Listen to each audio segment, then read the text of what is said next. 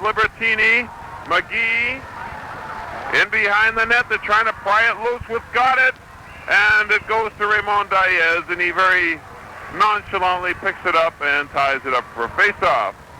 50 seconds left on the penalty to Tate in 1:17 to go in the period.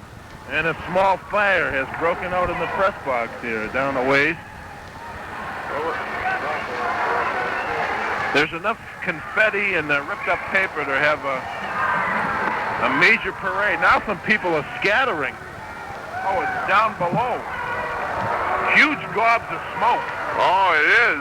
This is a dangerous situation here. In behind the net, Braintree out in front. A quick shot, Libertini, and Diaz makes the stop. And there's players getting up to one another right in the crease area there.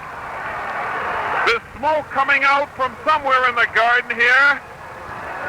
And what a smell.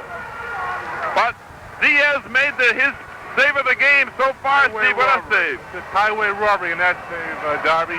He never a dull moment. Wow, Diaz was at his mercy.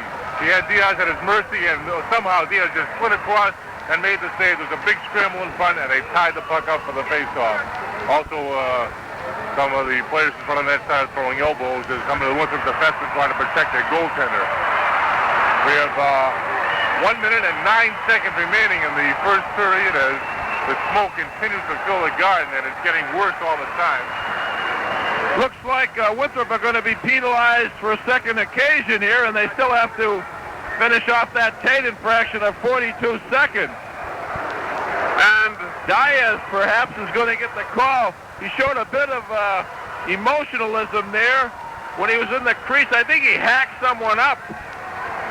In any event, number 8, Masterson, has gone off to serve this penalty. Roughing on Diaz, and this really puts Winthrop in a precarious position here. They'll have 3 people out there to guard the goaltender, and Braintree will have 5. Darby. And the smoke is so thick it's hurting my eyes. There's a little fire going on somewhere in the garden. It's not stifling the enthusiasm, however. 35 seconds. Rogers keeps it in. A drive. Knocked down by Bracken. Got it. Goes right after him. McKinney pries it loose. Gets it back to Macdonald. He gets a shot. They score! McKinney! It's all tied 2-2. And with that, only one Winthrop player returns to the ice. With 48 seconds left, Braintree still have the power play. You can attribute that goal in part to Steve Rogers. Made just a wonderful play at the point when it looked like Gordon had cleared it down the ice. He plucked it right out of the air with his stick, kept it into the corner, and it'll be a power play goal. It's all tied up. 2-2. Two-man shot, and the Vikings could not handle the pressure, Steve. They get one man back now, but they still have another man sitting in the box for another minute and 9 seconds. And we are going to have a great last 15 minutes and 48 seconds. Darby, you predicted a possible double overtime tonight. You could very well be right. Well, that wasn't really a prediction. It was just rather a casual statement, but if it happens, I'll say it was a prediction. It would be quite a profit. Scott McKinney. Sounds like they're having a barbecue down there. I didn't even get invited. Okay. Winthrop facing a situation where they're facing a furious comeback. Here's McKinney again. Upper Bracken and McKinney. Libertini gets it in the corner. Looking back to the point. Macdonald slides it in for McKinney. McGee, a good defensive play, but he can't clear it out. Macdonald in the slot to Libertini. Slides it through. Got it. WBOS Brookline. Takes it to the corner there. But he lost it again. Libertini. This Womp team is always there to pick up an errant pass wherever they can out in front of the net. And it's banged away. 8 seconds left of the period. And it's cleared down the length of the ice, forcing Rogers way back for it, and the period will run out here before the Womps can return. There's the siren. Ending the second period. which saw Braintree score 2 goals and come back and tie the score at 2-2. This is the exciting Eastern Mass final Division I style from the Boston Garden. This segment of the game is brought to you by Between the second and third period, it's Winthrop 2 and Braintree 2. Winthrop scoring twice in the first period and Braintree twice in the second. And Lance LaFaro has his in-between period guest, Mr. Ed Levinson, from Control Data, the sales manager. Lance? Well, thank you very much, Steve. And it is the policy on the championship games to award and announce the outstanding performances individually throughout the season. And the tournament, of course, is included, but a player to win an award from the Hockey Night Series must also show magnificent durability and strength during the regular campaign. Control Data Institute of Burlington and all around the world, as a matter of fact, we're happy to have with us the sales manager-in-chief from Control Data Institute, Mr. Ed Levinson. And Ed, I know with your busy schedule you don't get an opportunity to witness many school events, although certainly Control Data Institute is looking for fine high school graduates for their program. But what about the enthusiasm here tonight? I think it's just been great, Lance. So we're very excited about it, and we're very excited about our part that we're playing in this hockey tournament. What about the crowd tonight? They seem to get excited over anything that happens. We had a small fire below us. Yeah, you just can't predict, and there seems to be never a dull moment. The thing that I see out there that is so significant is the fact that it seems like it's divided right down the middle as far as fans go. It certainly does. It certainly does. There seems to be an awful lot of enthusiasm here tonight. Control Data Institute of Burlington and throughout the world, certainly a leader in computers and computer technology. Why are they involved with the high school hockey in Eastern Massachusetts? Well, we feel that it's our duty and our pleasure as a mark in the community to be able to sponsor this schoolboy hockey. It's good, clean sport. And I think that this is something that we like to see and like to see carried through well. Certainly, as witnessed by the tremendous crowd here tonight, the interest is at a peak this time of year in schoolboy sports. And it's nice to see a couple of newcomers. Winthrop and Braintree have never made the finals. Well, they're both exciting teams, and I can't tell you how excited I am watching them both here tonight. They're really... I tell you, it was exciting first period, and that second period is even more exciting, and I look forward to seeing the other two periods also. Well, that's speculating a bit that we'll have an overtime, and it's not beyond realm. Ed, I know you're leaving for a great place, Puerto Rico, in the morning with the wife right. and everything, so this has certainly been an extracurricular activity for you working over here, overtime tonight.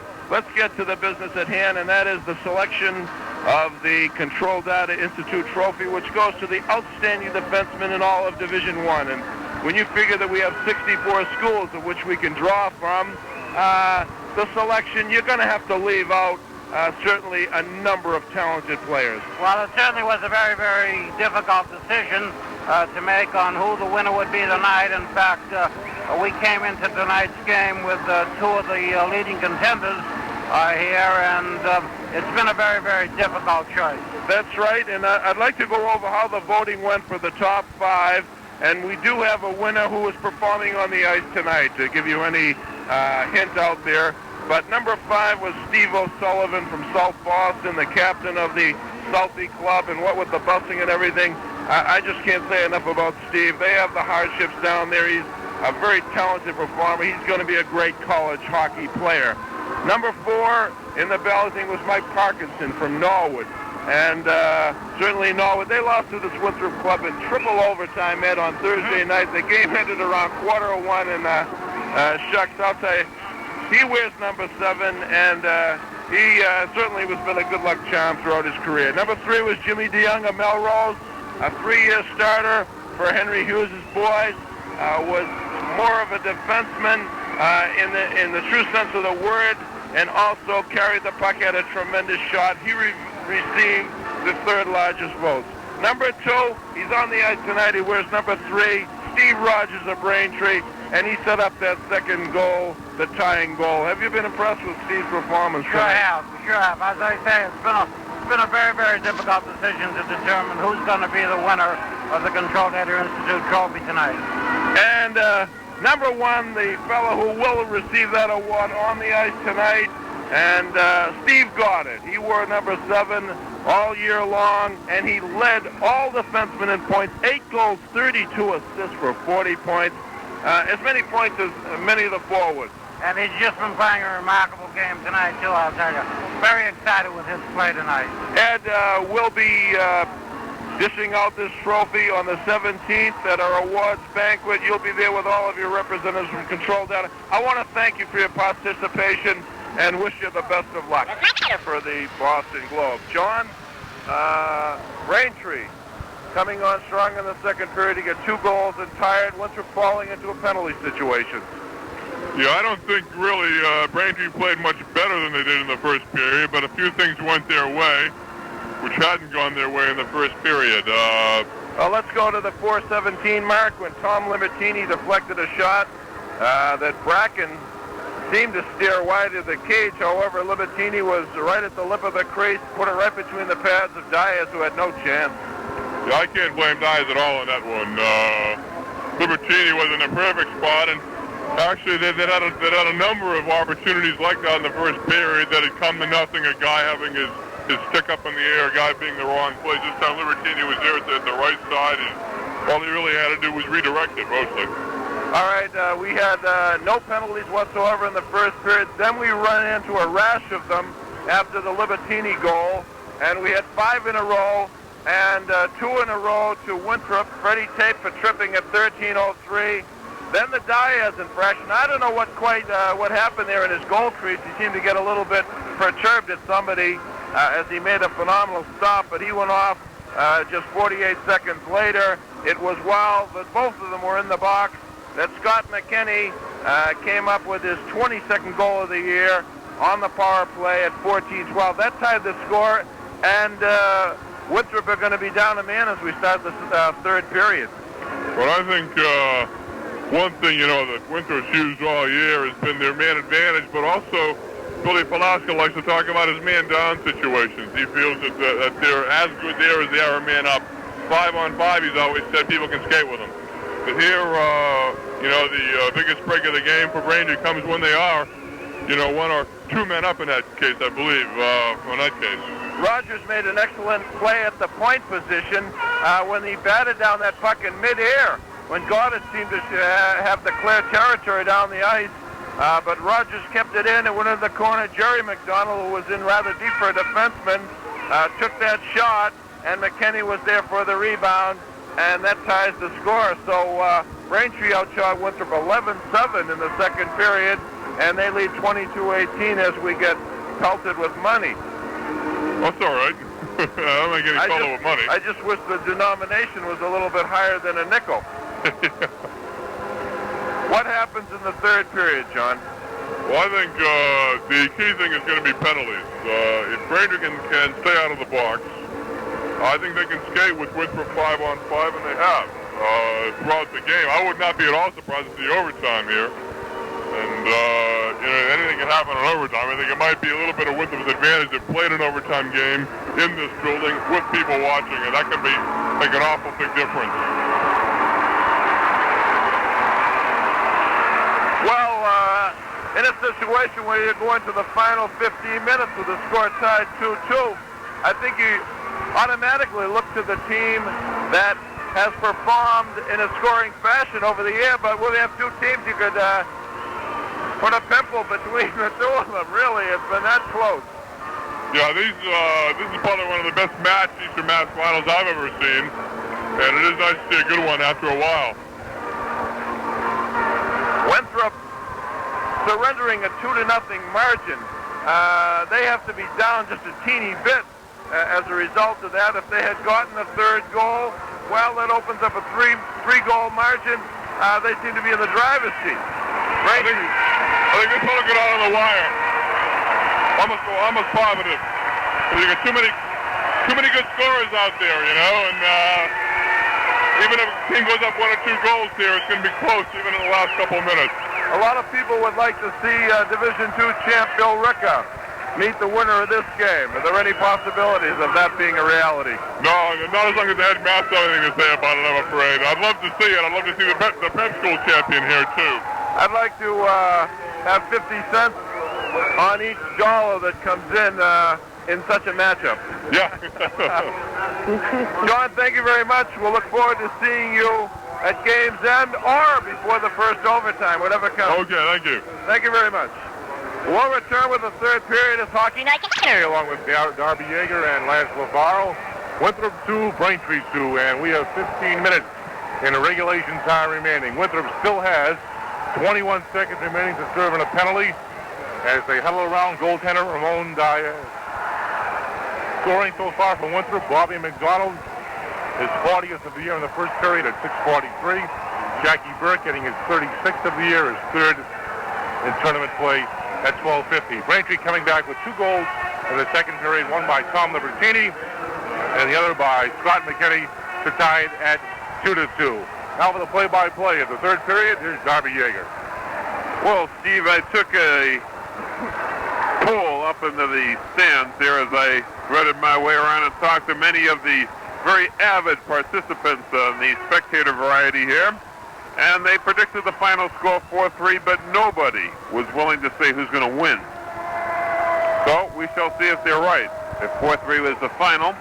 All the goals have been scored down to our left here, and now Winthrop has that privilege of skating from our right to left. And they're faced with a 21-second penalty situation here as Diaz was assessed a roughing minor, and Masterson is serving it for him. Darby? Okay, we're underway in 21 seconds for Braintree on the power play. Bracken back there for Rogers. Masterson is on his feet. Few seconds left. Got it, gets it. In behind the net for Bergman. He clears it, but not out. Macdonald tees it up there. Bergman is sliding. Beautiful defensive play there as he cut off Macdonald's shot. And with that, the penalty has expired. The teams are skating now at full strength. Scott McKinney in his own zone, and he hops gingerly in behind the cage. Leaves it there for Macdonald. Jerry Macdonald ahead there now to Scott McKinney and Bracken. They race for it in the corner. McKinney comes up with it, closing for his shot. McGee got in front of it on the defense for Winthrop. McKinney is there again. He's everywhere, this McKinney. Libertini out in front of the net. Oh, and Flakius skates off with it. Braintree with the quick attack here. Bracken in the corner, and finally Flakius gets it out to center. But a very scary chance there for Ramon Diaz. Now then, Scott McKinney gets it a turnaround shot and hops right in there as Neil Herron takes his place on the ice. And Vifides wants a line change here. A long shot in on Paziali. Drops it there and then decides that he would tie it up for a face-off in the Braintree zone. This is it, 13:26 remaining in the game, and this game is coming to you from the Boston Garden.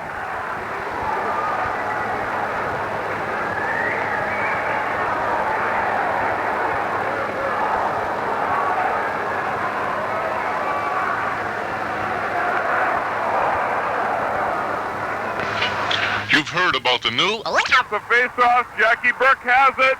He's closing, trying to center it out front. A quick shot, kicked up by Paziali as Joey Macdonald had the open corner and Paziali stuck out the big pad. A brilliant save there. Now then, Robert McDonald with Burke 2-on-1. They're coming in, but the play is offside, and the fans don't like that call. I didn't think it was offside. And I'll tell you, nobody heard the whistle. All kinds of missiles being hurled You really have to watch your step, but they have extinguished the fire, I'm pleased to announce. Robbie Mcdonald with Joe McDonald and Burke. Off the face-off. They'll be challenged by Munyon, Johnny McDonald of Braintree, and Neil Heron. Now then Casale in behind his own net, gets it up for Fisher. In the center to Heron. Here's Heron over the line, breaking through is Munyon. And he's hauled down, but the play was offside, and you can't hear the whistles. Now a Braintree player rammed right into the goalpost. I think it was Munyon. That's correct. He's right down on his back, stretched out. I don't know whether he got the wind knocked out of him or what, but they're... he went right into the doctor. He went right into the goalpost, full tilt, as he and got their skates locked up. Got it when charging into the dasher. One thing about Steve Goddard, he has a tremendous ability to shake off these collisions all season long. And 2 offsides in a row, and there isn't a person in here that knew it other than the officials. Suddenly we have quite a quiet hush that has come over the crowd, very concerned about Munyon, who now is getting up. I think he had the wind knocked out of him. That shows you the value of the protective equipment, especially the helmet. I think he may have grazed his head also. And that was no acting job, Wayne. No. 2-2 the score. Winthrop, Bobby Mcdonald in the first period is 40th of the year. Jackie Burke is 36th. Then in the second period, it was Tom Libertini cutting the margin to 2-1, is 26th of the year. And Scott McKinney tied it, while Braintree had a 5-on-3 situation. Late in the final minute of the second period, it's a 2-2 hockey game. And every spectator, around 14,000 of them in the Garden, are at the edge of their seat. 12:35 to go in regulation time. Braintree and Winthrop locked into a 2-2 tie. Now then Munyon stays out there, leaves it for Fisher. A shot. Diaz kicked it out. A beautiful stop right at the lip of the crease. Gets it over there now for Bobby Mcdonald. Bobby Mcdonald moves around the defense. Lost it momentarily there. And Jerry McDonald, a pair of McDonalds that have been going at each other throughout the contest. Dave Heron ahead to Munyon. He can't find Fisher, and Rogers gets it and just dumps it into the Winthrop zone. Braintree have checked Winthrop as good as any club I've seen this year. No question about it. And the same can be said for Winthrop checking Braintree. Now then, Burke tries his hand. Gets it back to the point. Got it. Gonna get a shot. Knocked down there by Munyon. Burke tried to sweep it out in front of the net. Couldn't do it. Dave Heron intercepted there by Goddard, and it goes to center. McGee just turns around, banks one in off of Paziali's stick. Winthrop have been unable to move out in front of Paziali, as that big defensive core of the Womps has been keeping them at bay. Now then Goddard in behind his own net for the Vikings. Reverses direction and puts on the brakes. They do not want an errant pass here. Now then Goddard getting too cautious there. Dave Heron comes in. Munyon gobbles it up, trying to center it back to the point. Over for Rogers. There's the shot. Kicked out by Diaz. The save of the game, bar none. Rogers in his own zone backhands it aimlessly down into Viking territory. McGee cuts it off. And Diaz with just a larcenous stop off of Steve Rogers. Got it, has it there. Comes out. There'll be a penalty here against Braintree. They dump Goddard in behind the net, and there's the call. And that could be a costly penalty here And it's going to be Johnny Macdonald going off for tripping. A 2-2 hockey game, and this is the Eastern Mass Finals from the Boston Garden. For a square deal, always. Braintree must For 28 years, the best power Andy play in Dodge high of school Braintree hockey. has been Robbie the place to Mcdonald go for the for. bucket score! And right off the face-off, Burke and McDonald combined beautifully, and Joey McDonald's going crazy. He's going absolutely berserk with the lead 3-2.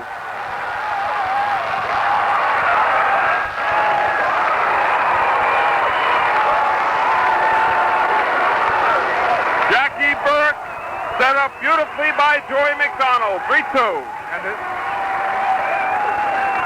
And did they throw that puck around unbelievably? Back to the point, back to who set up Burke?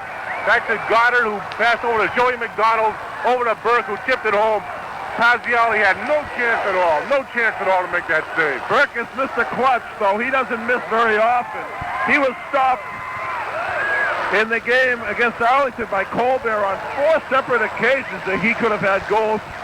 But he's been a sharpshooter tonight and has 2 goals, the last 2, and now has the go-ahead goal. And it came only 9 seconds after the power play. Now then, Braintree attempts to bring it in. The Vikings come back 3-on-2. Brugman with Tate and Plakias. Out to Tate, he fanned, and he was left unattended. Now Braintree returned. Scott Mckinney right through the slot area, and he couldn't find Bracken. Back to the point there, Calkins with Plakias, and it goes all the way to the Braintree blue line. Casali there, ahead there, now for Bracken. Rink-wide pass for Libertini, into McKinney, a rolling puck, and Diaz comes out and gloves it, and that's a typical Diaz save, like there's nothing at stake. Quite a battle, I'm sure, for the tournament goaltender, Dobby. Whether it be Parziali or Ray Diaz, you'd have to say it's going to be one of the 2. I would have to agree with that assessment. Both of them have been stellar, and their efforts between the pipes for their respective teams. What a sparkling save Diaz made before on Rogers' shot from the point. Well, that could be categorized as radiant. McKinney back to the point.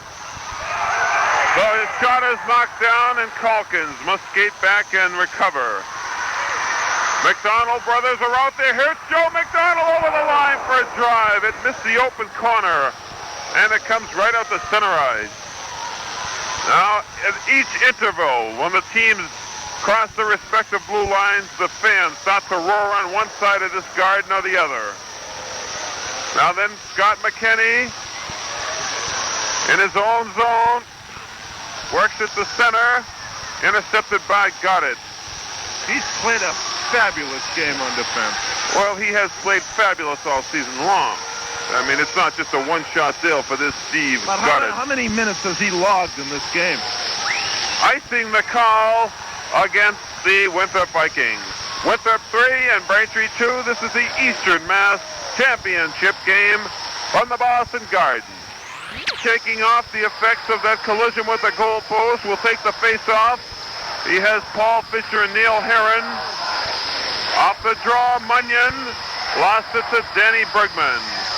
Brugman off for Plakias. Plakias to Tate. It comes out, and here's Braintree. 2-on-2.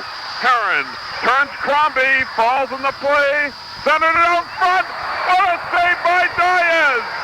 Off of Munyon, a shot. It's loose. Diaz kicked it out. Here they come again. They're all around the net. Brugman gets it for Winthrop, and finally, he clears it to center ice. Paul Fisher on it quickly, but Diaz performed heroics. There's another shot and a save by Diaz. Brugman took an elbow right in the face. I don't know if you saw it there from Munyon. A little bit of a retaliation. Braintree did everything but tie the score. Diaz slowly turning into the star of the game, no question about it. We're seeing a hell of a game, there's no question. It has had everything. The goal scoring and the net minding. I think everybody anticipated it'd be this close, too. Kind of surprised that Winthrop hasn't reverted to what they did against Arlington when they went into a 2-goal lead with the third period, just lining up and forechecking all the way. That would be dangerous against Braintree, though, Steve. Well, they have a 1-goal lead, so I don't think this game, I think the next goal is going to be a mighty large one. No question about it. The Womps, here's Calkins in the slot, a drive, and Diaz got a piece of it. I don't know how he stopped that one. In the corner, Munyon and Heron, they kick it loose. Dave Heron circling, tries to get it out in front, and Tanako takes it away, but Winthrop are on the run. McGee just ices it. And I can't believe that Velasco is experimenting so much with his third unit here. Here's Tanako a drive. It was no icing as Parziale had to make the stop. Here's Winthrop, Masterson out in front. A save by Parziale. What a stop. Racing back, Johnny Mcdonald around the defense. He's coming in a goal. What a save by Diaz. It's loose. And he ties it up. And John Macdonald nearly broke his stick on the dasher. He cannot believe that save. It had to be the largest stop of the season. Two gorgeous moves by Jerry Macdonald. Went right behind two Winthrop defensemen.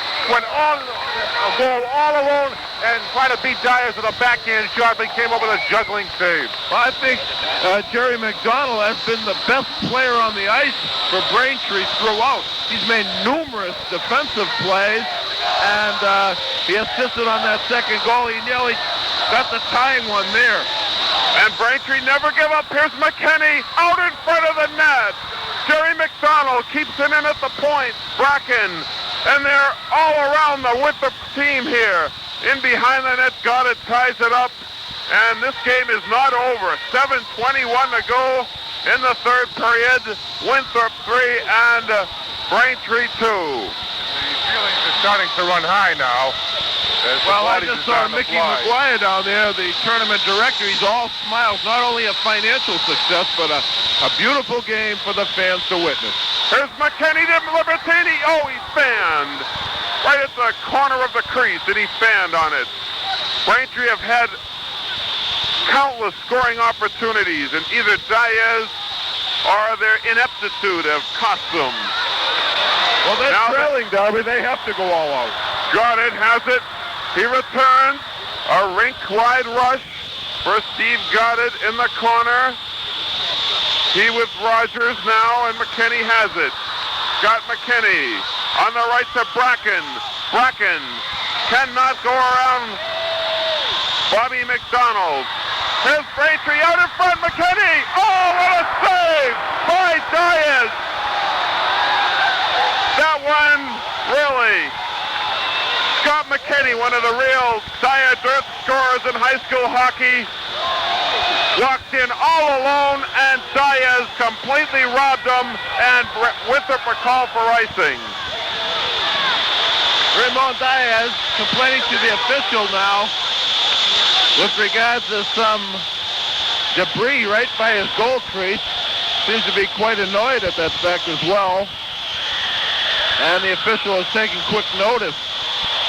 He has been quite a mess. He's looking like Ken Dryden. He's keeping Winthrop in the lead by no far. Question. No question. He's looking like Ken Dryden out there. He's just frustrating Braintree now. Not quite like Ken Dryden. He doesn't look at all like him, though, Steve. He's such a diminutive youngster. We had some goaltenders last year that had the size. But certainly a la Gilles Gilbert, or if you want to go way back in the Montreal system, Jacques Plante, much like him, an acrobat. I just read the way he was frustrating Braintree, the way Dryden goes. Here they come again! Oh, and ricocheted off the goalpost! Braintree, they can't buy a goal!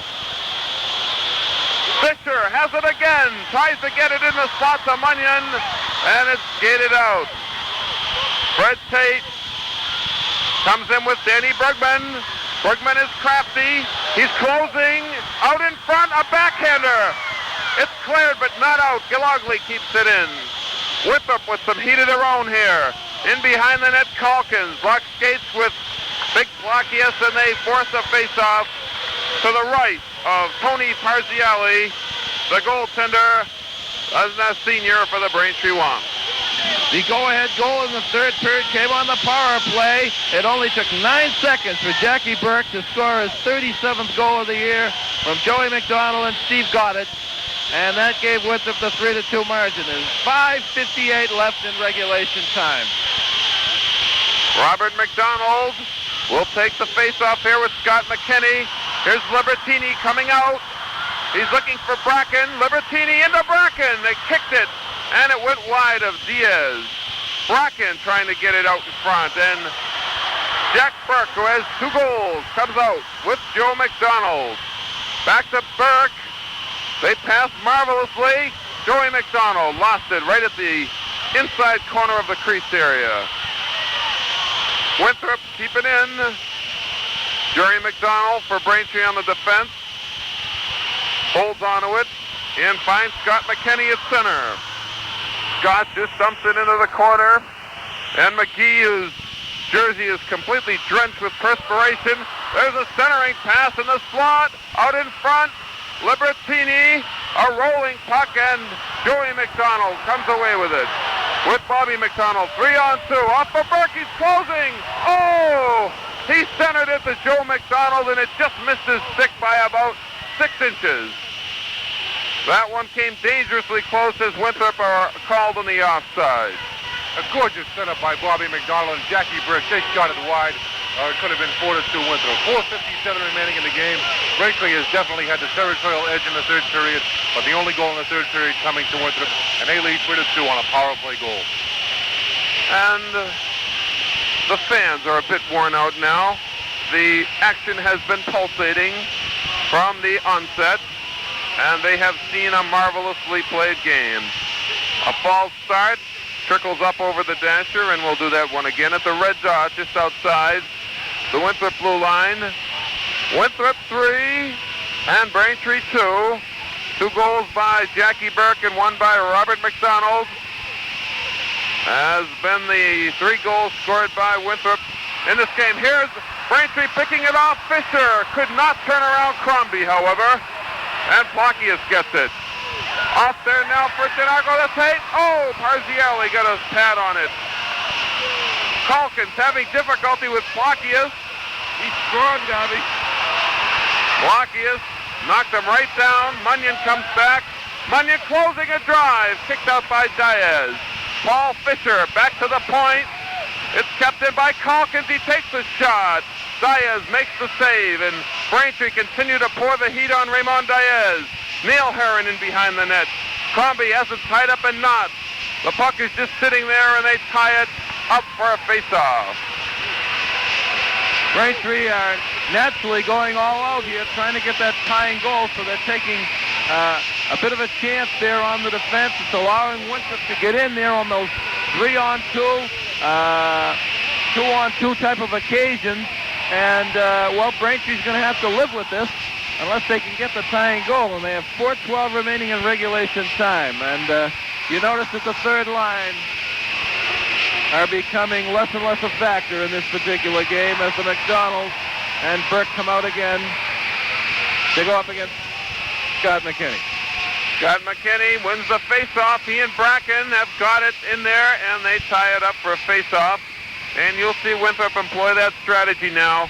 They do not want, shall we say, a tainted goal to be scored now. For the first time in the tournament, the Vikings look quite tired. They are under about as much pressure as they've possibly been all year. Rogers off the face-off. McKinney to Bracken, and he shot it wide on a backhand try. Bracken comes in on the dasher. He puts the stick above his shoulders, and they blow the whistle immediately. And this could force a face-off outside the blue line. No, they say it will still be in Winthrop territory. 3:53 and time of the Womp's biggest enemy now. McGee off the face-off, turns around. Both teams are exhausted. Libertini and Jack Burke. It's shot out to center. Macdonald just dumps it in. There go the buzzsaws after it again. Bracken and got it. McKinney sweeps in for it. It's up along the dasher. Bobby Mcdonald has that stick up there, and Once again, he touches it and forces another face-off. The goal scorers, Robbie Mcdonald and Jackie Burke in the first period gave Winthrop a 2-0 lead. Libertini and Scott Mckinney tied it for Braintree in the second period, and it's been a power play effort by Jackie Burke, his second of the game and his 37th of the season, to give Winthrop a 3-2 margin. And with a 1-goal lead, we'll have to watch how things go here, but certainly the goaltender could be removed coming up in the next 2 minutes. A long shot in by Braintree. They've played their hearts out in this game, as has the Winthrop Vikings. Now then, the Macdonald brothers bring it out. They'd only get as far as center. Joey Macdonald took a swan dive, and he did not get any attention that time, although the Winthrop partisan here did not see it that way. Braintree get it out to center. Scott Mckinney, who has quite tired now, and the teams are playing catch. Here's Scott Mckinney in on there for Libertini. Oh, he's tied up there beautifully. Rogers gets it at the point. He skates right by it. Oh, what a chance for Rogers, and he let it go by. Libertini is there. Rogers keeps it in. Just banks it off the boards, got it, slaps it around. It's not going to make it out, however. Bracken tied up in the corner on his back. He had very familiar, the puck beneath him. And Jim Lederman has just catapulted the very rambunctious sports editor of the Winthrop Sun Transcript, catapulted right up over the press box there. You can hear the fans trying to spur their players on. 1 minute and 28 seconds to go, and they're standing now. Both teams deserve a standing ovation, no matter what the final result. Munyon against Robbie Mcdonald. Robbie Mcdonald out in front of the net, a dangerous move. Gets it to center ice. Braintree dumping in again, McGee shoots it. Here's Neil Herron racing in, the speedster around Robbie Mcdonald. He's coming in on goal to Herron. Oh, and he's knocked down by Joey Mcdonald. Got it, speeds back.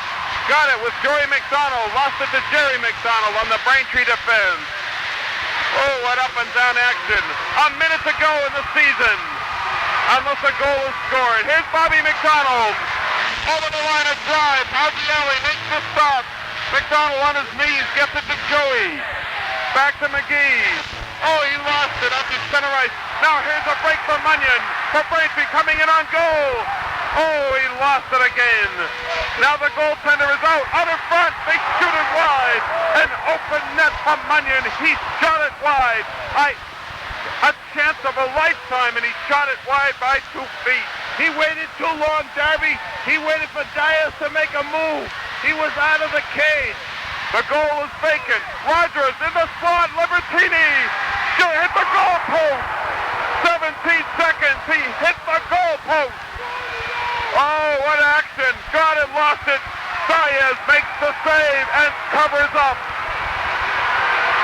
This is the most remarkable finish I can recall in my 5 years of broadcasting schoolboy hockey.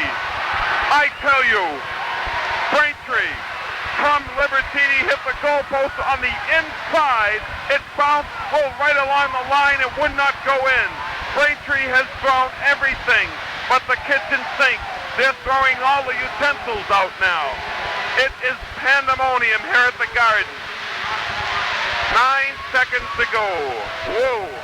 Braintree had that chance, Darby. Who was it? Tommy Libertini run one right up the goalpost. But before that, it was Munyon. He had the puck 25 feet out. The goaltender was way out of the net area. He waited to return to the goal crease. And he fired it off the target. And watching William Bazides over the Braintree bench, he is just beside himself. He is flushed right now. 9 seconds, Darby. Here we go. They're waiting. Everybody up. Winthrop clear it down the ice. It's going to go in the open net. Oh, there it is. Winthrop win the state Division I Eastern Mass title. And the fans are giving everybody a standing ovation. Third 2 seconds to go, I remind you. However, that is academic. The Winthrop Vikings have climbed their mountain. Diaz is hugging the alternate goaltender. And there it is. It's all over. Pandemonium. The fans are racing over the boards. You can't control it. It's a wild scene. So the final score from the Boston Garden of the Eastern Mass Division I Championship game, the Winthrop Vikings 4 and the Braintree Womps 2. And we'll be back with more as the Eastern Mass Division I Championship continues from the Boston Garden.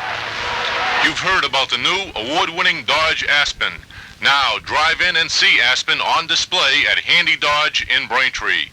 The Aspen has more room for its size than any other small car. It's easy to see why Dodge Aspen is the car of the year. Look over Dodge for 76, plus a full line of healthy used cars at Handy Dodge. Open daily till 9, Saturdays till 5. For a square deal always, visit Handy Dodge, a dependable dealership for 28 years at the corner of Elm Street and Stedman Avenue, just off Braintree Square.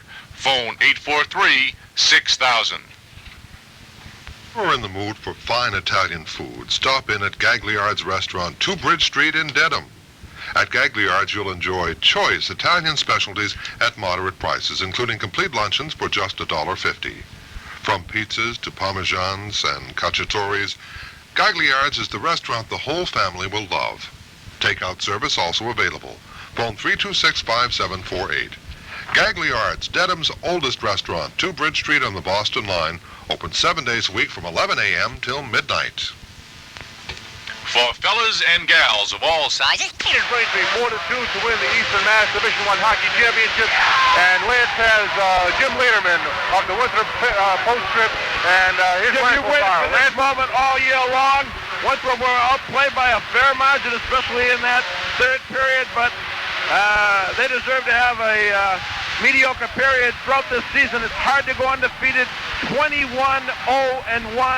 They finished it with an empty net goal by Freddie Tate.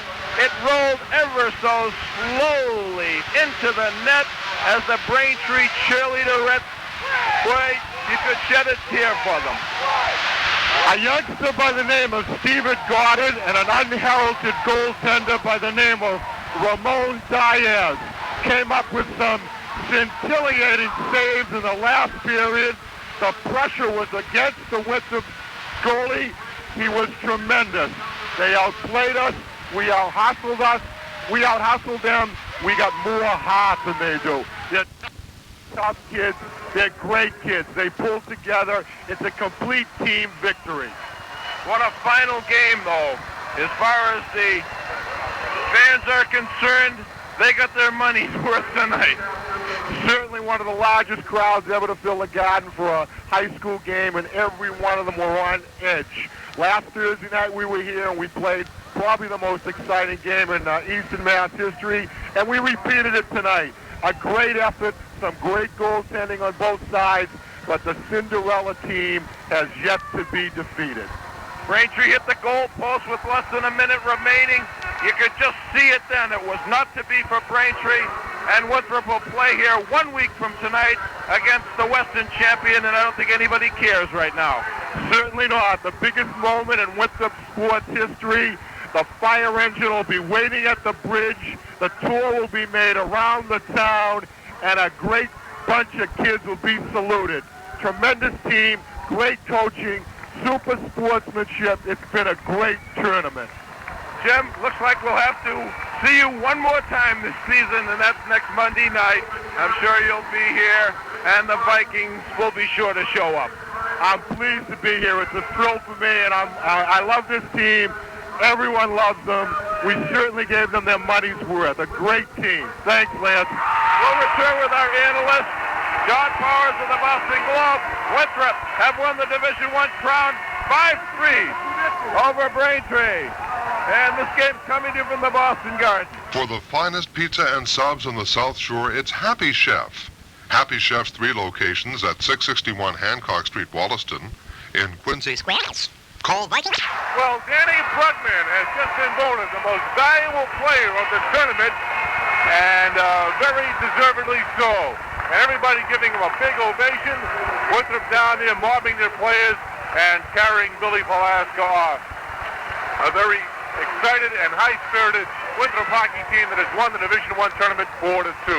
In the third period, Winthrop went out in front 3-2 on a goal by Jackie Burke, his fourth of the tournament, his second of the game, his 37th of the year, assisted by Joey McDonald and Steve Goddard at 4:41. It was a power play goal. And then Winthrop wound it up on an empty net goal, 4-2, a goal by Fred Tate from Robbie Mcdonald at 14:58. Winthrop winning it 4-2. We're having some announcers now of the Players All-Tournament team.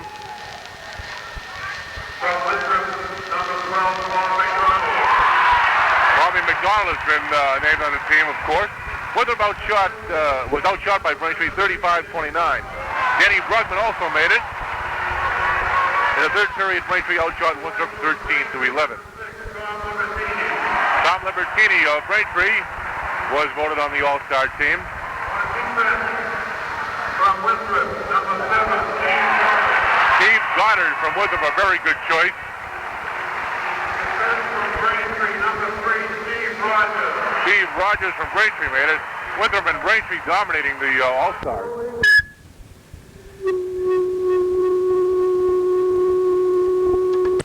Very unpopular vote has won the... Well, there aren't too many Norwood fans here tonight. Well, after Diaz's performance tonight, just Not a incredible. bad selection with Michael Gula, however.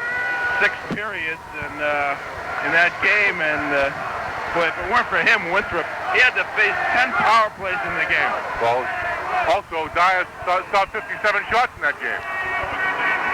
John Powers with the Boston Globe has joined us for the final time of the game, and John, it was Braintree's period, but Winthrop got the only goal. Oh, Ray Diaz, who sometimes looks as though he went in the same building as most of that game, came out with some of the best saves I've seen in the last 10 minutes. One, particularly a slap shot through a screen that he kicked out with his right pad that I'm sure nobody but he saw. Munyon had a chance with about a minute and a half. He waited for Diaz to get back in the net. That's right. I think Munyon was, Munyon just could not believe it was there. He was just stupefied. He saw the hole open it, couldn't believe he had it. To be able to hold it on the Diaz, don't get the shot off. They hit the goal post. What a game. I mean, you hated to see either team lose. Winthrop were just a little bit luckier. They got that goal by Burke, but they're a clutch team, let's face it. They don't miss. Braintree missed on the occasions they had. And Winthrop are the new Division I champion. So it's a popular victory, I think. And two, Winthrop's had to play well in every game. They were losing with 13 minutes to go against Walden Catholic in their very first round. Win that game, going away, triple overtime with Norwood. Probably one of the best skating teams around. Wins that one, beats a good Arlington team going away, and then wins this one here tonight. So, almost WBOS Brookline. Undefeated, now they're waiting for the West Point team. Any idea who that might be? Generally, it's in West Side, West Springfield. No. I think it's a different team than the last few that we've seen. Macdonald, Walden Catholic, people that are able to embarrass you. Winthrop never embarrasses you, but they just wind up beating you by a goal or two every time. John, a word here, however, against the crestfallen Braintree team. For them. They played a marvelous game. They couldn't have played there any harder in the third period, but it was destiny on the side of Winthrop. To be frank, I'd have to say that from the first period on, the game belonged. It was owned by Braintree. They owned the game. Yeah, and almost everything except luck, it seemed. They had so many chances, things going on. That's the one thing that Winthrop has. They're a team of destiny. Yeah, it helped them. And this year, it's good. It's a popular victory, and it's nice to see a good close game here in an Eastern Mass final, finally. Very good, gentlemen. We'll return as Hockey Night continues. At the Boston Garden, as we wrap it up, it's time for our 3-star selection, which have become so popular on the Hockey Night series. Really a tough game to pick stars, let's face it. But the first star, I think we're in accord, Raymond Diaz. No question about it. Lance, he was the telling factor in the third period. Braintree just kept bombing away after Winthrop took a 3-2 lead, but Dias was equal to the task on all shots. They just couldn't get one by him. He just frustrated them, like I mentioned to Darby. And he had goal posts, crossbars that help him out. I'll never forget as long as I live Munyon having that chance in front of the net and waiting for Dias to get back in there, waiting for the challenge. He could have shot it in an empty net. And Libertini had just about the same kind of opportunity, and he missed two. Couldn't get one by him. Number 2 star, the defenseman from Braintree, Jerry Macdonald. What a game he played. Broke up at least 2 or 3 2-on-1 rushes, one of against Plakius when he looked like he was going to send Brugman in the clear. He assisted on a goal, was a catalyst all evening long, and I thought he was the best Braintree player. I thought outside of Diaz, of course, who stays in the goal all the time, he was the best player on the ice, no question about it. A great two-way hockey player. On the power play, he was back at the point setting up shots, and as you mentioned, he broke up a lot of 2-on-1 rushes, and he was a very telling player and the outstanding player for Braintree on the ice, no question. And the 3rd star, Jackie Brick. He scored the 2 goals for Winthrop that gave them the victory, and he's a clutch player. And as you say, when he gets the opportunity, he makes no mistake. When he sees that open net, it goes zing, right there. He got the game-winning goal, of course, against Norwood that got them this far. And when he was set up beautifully by Joey McDonald and Goddard and Robbie Mcdonald, he made no mistake, and he beat Parziali. And you could not fault Parziali also, as he played a great game too in the Braintree net, I thought. Okay, gentlemen, the final score: Winthrop defeating Braintree by a score of 5-3. 4-2. 4-2. Why do I keep saying 5-3? 4-2 with the empty net goal. Fred Tate getting that one at 14:58. The all-tournament team. The all-tournament team, Lance, dominated by Winthrop and Braintree. The goaltender was Mike Guler of Norwood. The forwards were Danny Brugman of Winthrop, Tom Libertini of Braintree, and Bobby McDonald of Winthrop. And back on defense was Steve Goddard, who was outstanding in the entire tournament for Winthrop, and Steve Rogers of Braintree. And the tournament's most valuable player, somebody you've been praising through the entire tournament. You said he's the key to the team, and obviously you knew what you were talking about because the tournament committee voted Danny Brugman as the MVP. Couldn't happen to a more deserving fella. And they'll be returning here next Monday night for the state championship game against the Western champion. Now, I wish you'd check your papers because there is a distinct possibility we will feature the Division 2 final out at Springfield Coliseum on next Saturday night. And if that is the case, then you can expect your time at 7 p.m. on WBOS. In any event, we will return definitely 1 week from tonight for the state championship game. The Winthrop Vikings defeating Braintree 4-2 the final. The last goal in empty net variety with 2 seconds remaining. Quite a finish by Braintree. They did everything but tie this score. However, Winthrop are the new Division I Eastern Mass hockey champions for 1975-76. Anything else, Steve? Well, that game could have gone either way as they played 10 times. Each team would probably win 5 times. Very evenly matched game. Territorial edge maybe even went to Braintree, but Winthrop took advantage of most of the opportunities, and they came out the winner 4-2. And the good breaks, like I mentioned, go to the good teams. They were undefeated all year, and the only undefeated team in the state, and they stayed that way. And next Monday, they'll try to take the entire state championship, and I think they will. I don't care who's coming in from the West.